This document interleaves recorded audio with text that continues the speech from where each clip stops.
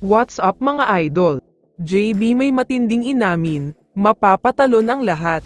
Pero bago mo sana ipagpatuloy ang panonood mo, ay huwag mong kalimutan na mag-subscribe bilang suporta sa aking YouTube channel. Maraming salamat idol. Hanggang ngayon ay hindi pa rin talaga makamove on ang lahat ng mga Hinebra fans, sa napakasakit na pagkatalo na nakuha ng paborito nilang team kontra sa gutom na Meralco Bolts, lahat ay malungkot pa rin hanggang ngayon. Nagsalita nga din mismo si Coach Tim tungkol sa masakit na pagkatalo nila. Ayon sa kanya ay talagang disappointed daw ang buong kampo ng Barangay Hinebra. Alam daw kasi nilang sobrang disappointed ang mga Hinebra fans sa kanila. Ang pinakamasakit na part daw sa mga Hinebra fans, ay hindi nakikita ng mga fans ang sakripisyo at hirap na ginagawa nila. Ang gusto daw palagi ng mga fans ay kampyonato, kaya kapag hindi nagcha-champion ang Hinebra, walang kwenta na ang tingin sa kanila. Kaya nga ayon kay Coach Tim, malungkot daw talaga ang lahat, at ang ilan pa nga sa kanila ay umiyak, dahil tila napunta lang sa wala ang pinaghirapan nila, dahil sa mapait na pagkatalo na nakuha nila kontra sa Meralco Bolts.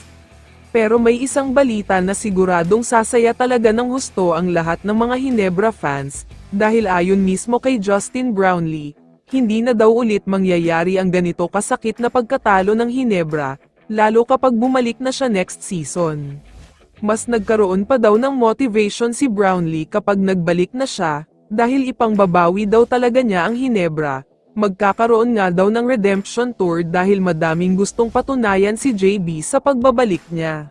Para sa kaalaman ng lahat, may mga balita ang nagsasabi na import-laden daw ang unang conference para sa susunod na season.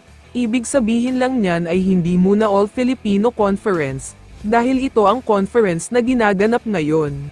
Posibleng Commissioner's Cup daw ang mangyayari. Ibig sabihin lang niyan ay dito nagaganapin ang bagong rules ng PBA, kung saan hindi na ipagbabawal ang height limit. Kahit gaano pa kalaki ang height ng import ay pwedeng-pwede na ngayon.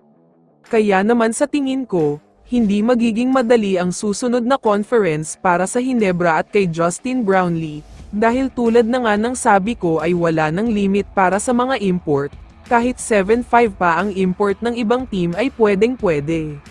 May edad na si Jopeth Aguilar, si C-Stand naman ay hindi niya kinayang makipagsabayan sa malaking player tulad ni Brandon Bates ng Meralco, si JB ay 6'6" lang, kaya talagang mahihirapan ang Hinebra next conference. Kaya naman kung ikaw ang tatanungin idol, ano ang masasabi mo sa balitang ito? I-comment mo naman ang sagot mo sa tanong na ito. So dito na nagtatapos ang video na ito. Maraming salamat sa pagsuporta at panonood mga idol. Ingat at bye-bye.